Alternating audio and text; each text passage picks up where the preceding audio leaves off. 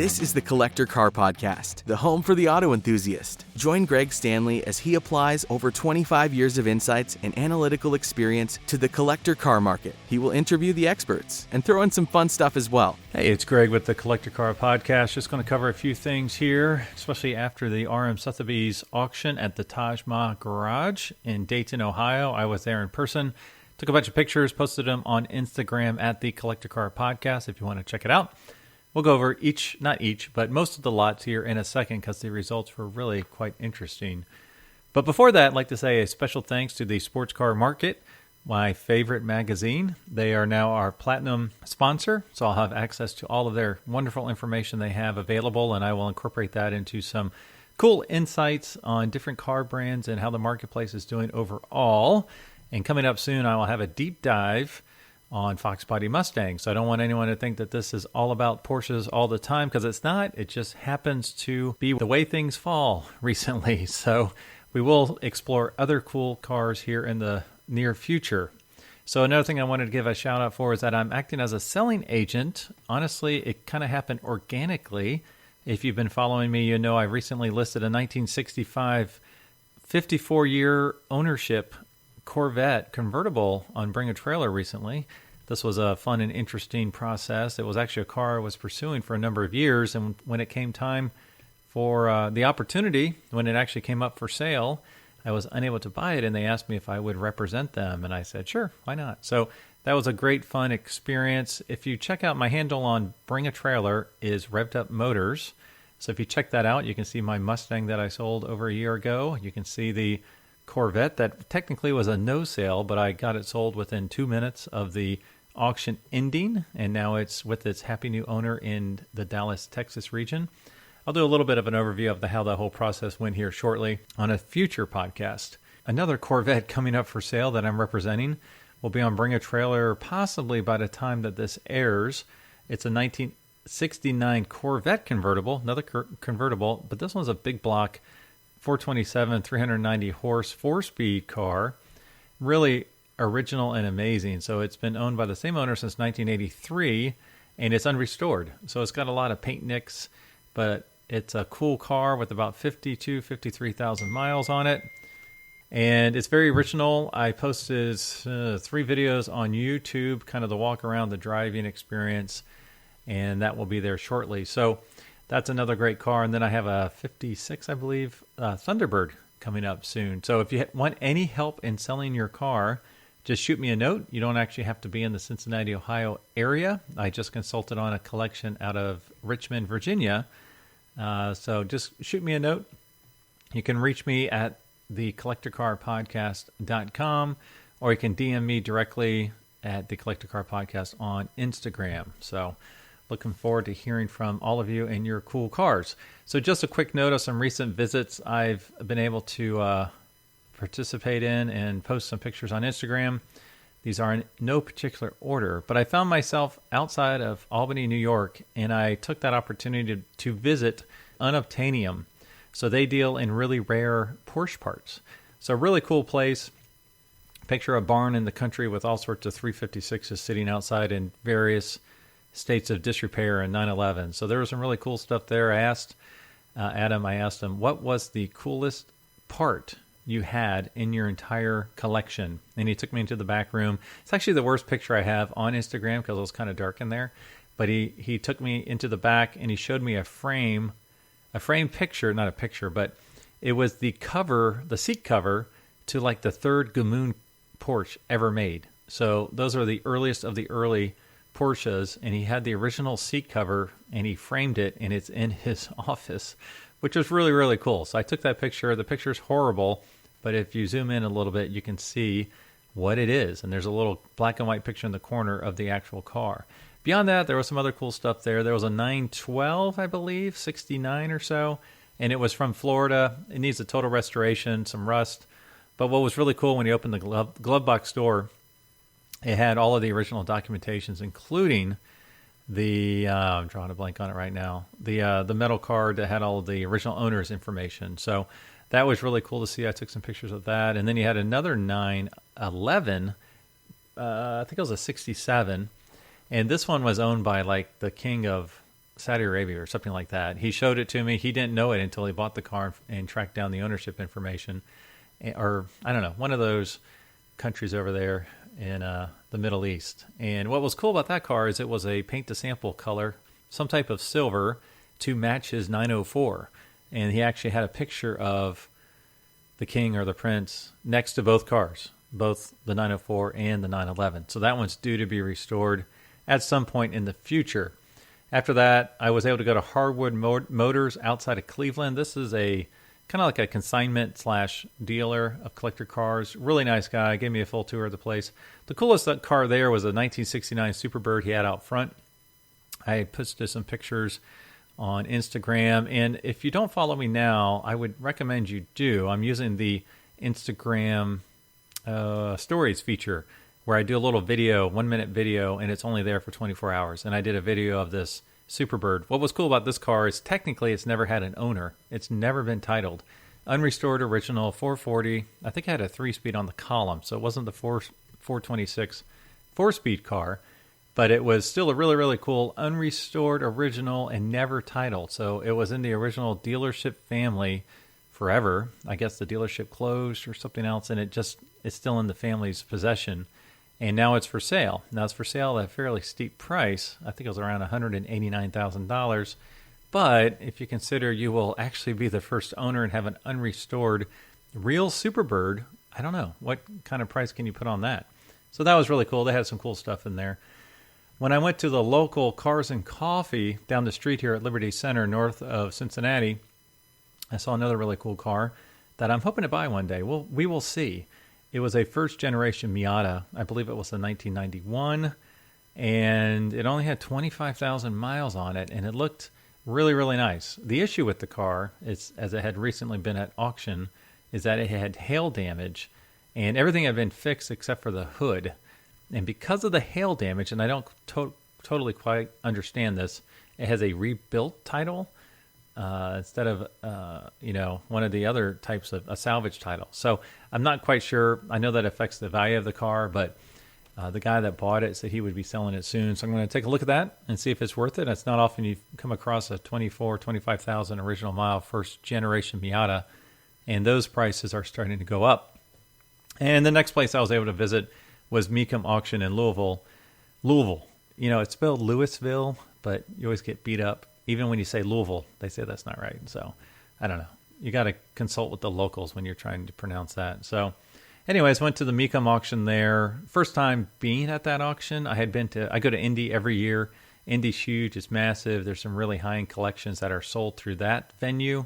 This venue was quite a bit different. It was much more kind of your cruising, local show and shine cars, and even some cars I kind of wondered why they were there. There was like a 91 Chevy van.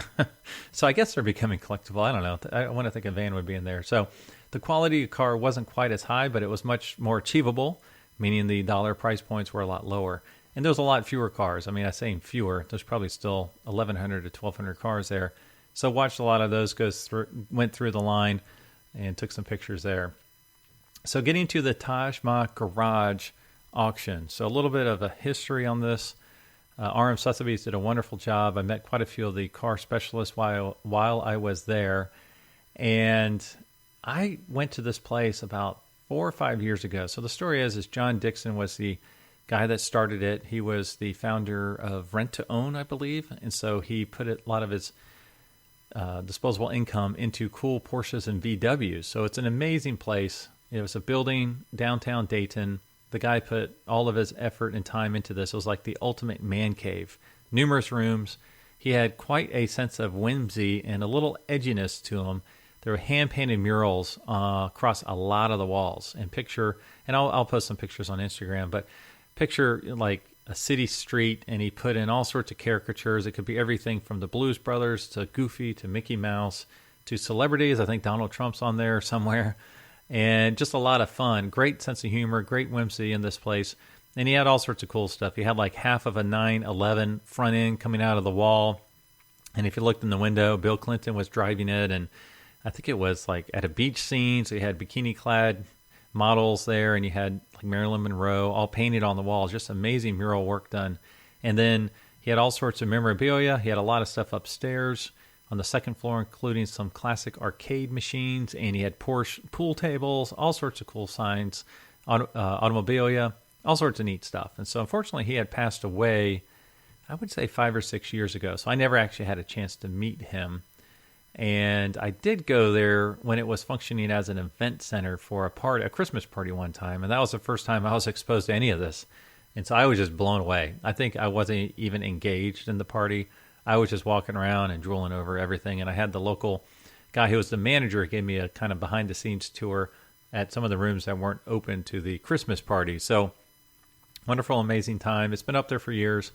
And it finally went to auction. And it was a tremendously successful auction. And RM Sotheby's just posted the results. I think it was about $5.6 million was raised through the selling of everything. And a lot of special cars, specifically special Porsches. So I'm going to go through a few of these. I won't go through all of them. Some sold below estimate. Others were above. Some were surprising. And it's just interesting to see the way things are occurring within the marketplace here. So in no particular order, I'm just going to run down this list. So 2007 Porsche 911 GT3 RS, the estimate was $225 to $275, as this car only had a little bit over 1,100 miles. John Dixon special ordered it new, and it sold for $181.5. So that was quite a bit under the estimate by a solid 44 grand. Not quite sure why. Another car I didn't pull up the specs or the estimate was a kind of like a full project, a Porsche 356. I don't even think it had the fenders. Looked really, really rough. It sold for $96,000, a little bit over. What was interesting, and they didn't promote it this way, but supposedly it was Evita's car from Don't Cry For Me, Argentina. And there were some pictures elsewhere within the Taj Mahal garage showing her in the car. Maybe it's because it couldn't have been documented directly to her. But it still brought really strong money, $96,000 for a basket case, basically 356. Another car I didn't get the estimate for was a really nice white 914-6. So the six-cylinder 914. This is one I had taken pictures of a few weeks ago when I was getting my Porsche serviced at P3 up there in Dayton. A few of these cars were in there to be prepped for the sale, so I had posted a few of those. That sold for $132,000. Which seems pretty solid because I know a lot of those trade in the 90 to 100 grand range. So that seems right on, especially considering the provenance of that particular car. The next one's a 1997 Porsche 911 Turbo Coupe. This is one I fell in love with. If you're on Instagram recently, you saw, I think I just posted this is it, or this is the one. This one was absolutely gorgeous. John Dixon ordered it brand new, loaded it up with every possible option he could. A paint to sample, I guess it was through the Porsche Special Wishes program, and a paint to sample pearl white metallic. And I never thought I would like a pearl white metallic car, period, much less a Porsche. But this one was amazing. And the turbo twist wheels were matched in color, which was really unique. Had a tan interior. I wasn't crazy about the wood grain stuff on a Porsche. For some reason, to me, wood grain just doesn't belong on the interior of a Porsche. I don't know. Maybe I'll age up to that opinion. We will see. So that was a beautiful car. The sticker or the estimate was $225 to $275. This one sold for $363. Way exceeded the estimate by over $100,000, the low estimate. And I think this has a lot to do with the generational changes that are going on. You got the next geners looking at these Porsche turbos. This was very low miles, under 2,600 original miles. And I actually talked to his widow for a little while. I wanted to thank her for just having such an awesome place. And she said that they were going back and forth about keeping this car. And then they realized that they would get into a massive fight if anyone put a scratch or a dent in the car. So it seems like they got rid of it strictly to keep family peace. Now, ironically, she did keep actually a few cars. I don't remember them off the top of my head, unfortunately. But one of them was a Porsche and one of them was a VW. So the next one is a 1988 Porsche 911 Turbo Flat Nose Coupe. I don't care for these. This one was a really, really nice one. It's a factory-built 930S Flat Nose Turbo. Has just under 14,000 miles. It was red, and they were estimating 175 to 225, and it hit the little bit below the mid-estimate at $190,000. There's another car I like to do a little bit of research on. I didn't think much of it when I saw it, but it was a Mangosta buggy. So think of a dune buggy. It sold for $105,000. So I want to find out. I'm guessing that Mangosta was a specialty, very low production number manufacturer. So that's why this one went for such a big dollar ring. The next one is a 1958 Porsche 356A sedan delivery. Now this one was estimated to sell between $100,000 and $150,000. And this was really cool. Think of a Porsche 356 that was turned into a two-door station wagon. So they had the big door on the back. It was black. It had the Taj Mahal Garage logo on the side and like gold leaf, which is really quite nice. What's interesting about this car is I was talking to the car specialist who was actually in the car when I approached him, and he was really impressed with the quality of the restoration, considering it was kind of resto mod, kind of like a hot rodded, 356 turned into a little delivery car. And it was immaculate concourse restoration with only 51 miles on it. And what was interesting is he pointed out the wheels, which were red wheels. They were chromed. He said the wheels alone were worth $50,000. So if you figure that this thing sold for just over $80,000, it seems like 85 too. It seems like that was the steal of the century right there. Of course, it was a little different when you looked at it from an exterior perspective. It didn't fit any classification. You definitely would get the heads to turn at any local cruise-in. The next one is a 1967 Porsche 911S Coupe. Again, this is one I fell in love with. And if you spend any time with me, you'll realize I love all cars. So it's hard for me to really narrow down which one I like more than the other. But this was a gorgeous silver 911. And what was fascinating about this is it had very low miles, I think under 20,000 miles, only 3 owners from new. And it was ordered directly through the factory and prepared for tourist delivery. And had a ton of documentation, which was pretty entertaining because the original owner, he would write to Porsche trying to get this perfect car. He started off with a 356, and I can't remember the specifics, but he ended up going to the 901 because he heard that was coming out. Then the timing didn't work out with the 901, so then he went with the 911. So he started trying to order this car, I think in 1963, and he ended up getting a 1967 when he finally came to grips on what he wanted, how he wanted it, and when he wanted it. And it had like all the options available, including like a luggage rack with matching luggage and the cool side view mirrors on the front fenders. This is another one that was at P3 when I was there, so you can check back and see some of the pictures I've already posted on my Instagram. So this one's estimated to sell between $350 and $450, and it sold for $330, so a little bit under estimate, and just a beautiful car. The next one I'll just talk briefly. It's a 1967 Volkswagen Type 2 high roof panel van, very beautiful blue van. Estimate was $60 to $80,000, and it was restored in 2004.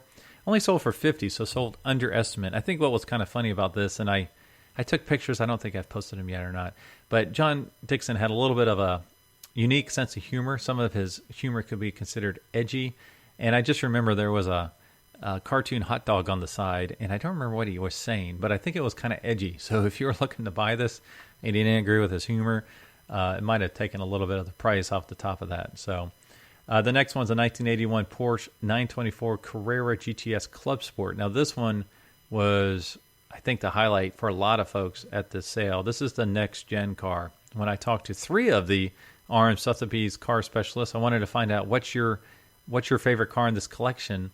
3 of them said this car, and I think a lot of it had to do is they were about 10 years younger than me, so they were the next generation, and this is what they're looking at. So this one was estimated between $250 and $350, and it's one sold for $352, so a little bit over high estimate. And this is one of only 50 that were created back in the day. It was only one of, I think, 12 or 15 that were upgraded to the Clubsport package, and it only has 47 kilometers recorded. So this is a factory race car that was never raced, and you just are not going to be able to repeat this again, which is why I think it went for such a high number. The next one's more of your traditional 356s that you might think of. It is a 1952 356 Cabriolet. Estimate, beautiful, like maroon color. I think it had gray interior. Estimate was $375 to $425. Very rare. It sold for $300, so that was way below estimates. Then another 356 was probably the star of the show. 1957 Porsche 356, a Carrera GT Speedster. So this is not only a Speedster, but it had the optional upgraded Carrera engine, which is notoriously difficult to tune and to keep in working order. The estimate for this one was $1.5 to $2 million. And while I was there, I was watching folks really go over this car with a fine-tooth comb. And these were the experts of the experts in the business. And this one sold for $1.4 million, a little bit under estimate. And I just remember one of the experts said, I asked him, hey, how's it looking? He's like, oh, there's a major issue. But then he said, but it's nothing to worry about. So I don't know what that major issue was. At the time, he was in the engine bay looking at the engine. If you look at the history on this car, for a while it had the wrong engine, but it replaced it with the original matching number engine and transmission. So I'm not quite sure what the quote-unquote major issue would have been, unless it was a recast block or something, or I don't know. Maybe there was a major repair that was evident. So I'm curious to learn a little bit more on that. This one came with the rare steel Speedster hardtop, which apparently is worth about $10,000 on the open market, as most of them were fiberglass. The next car is a 1974 Porsche 911 Carrera Coupe. Again, this is the third car that was at P3 when I had my little 996 worked on. You can see the pictures from a few weeks ago. This is a number to matching drivetrain. It was estimate between 175 and 225. A white car with black stripes. Now I'm assuming it was factory option, but it had 3 black stripes down the center. And at the nose of the car, you can see where they spelled out 911, which is kind of cool. Kind of had to look for it. So this one sold under estimate. The low estimate was 175. It sold for 165. Let's see the next one. This is another race car from 1988, a Porsche Rothmans 944 Turbo Cup. Estimate was for 75 to 100 grand. Sold at 96. So right there on mark. This one, the next one's a 1967 Porsche 911 right-hand drive coupe, and again, one I fell in love with.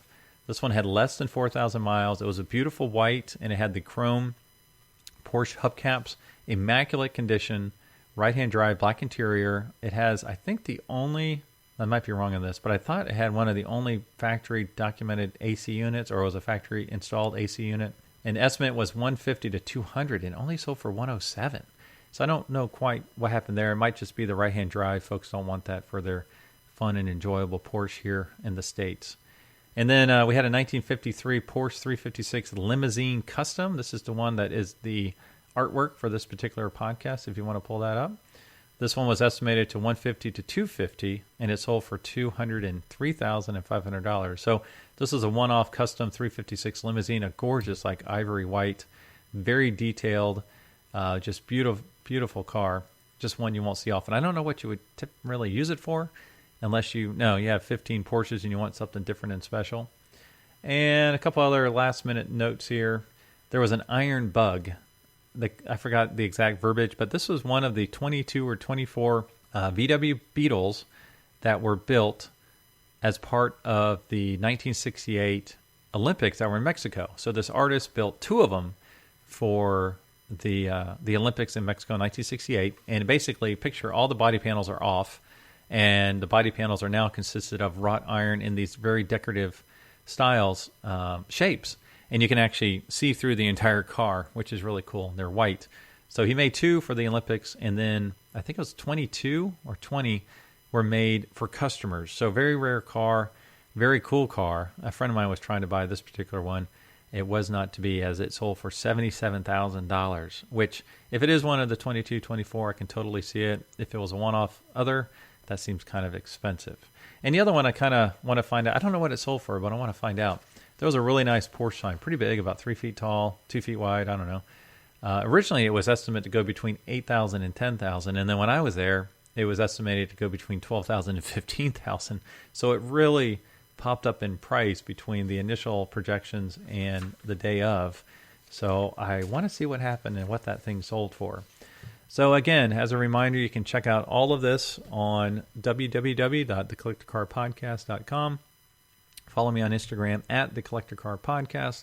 I do have a Facebook page. I don't do a lot with it, and as well as a YouTube. There will be some YouTube videos that capture a screen capture for when I do charts and graphs of the different marketplace trends that may be going on. So, for example, for the Fox Body Mustangs I have coming up, I have quite a few charts showing which ones have appreciated the most in the last 3 years or so, which ones you should look forward to. I do break out like the first, 1979 to 1986 Mustangs versus the 1987 to the 1993.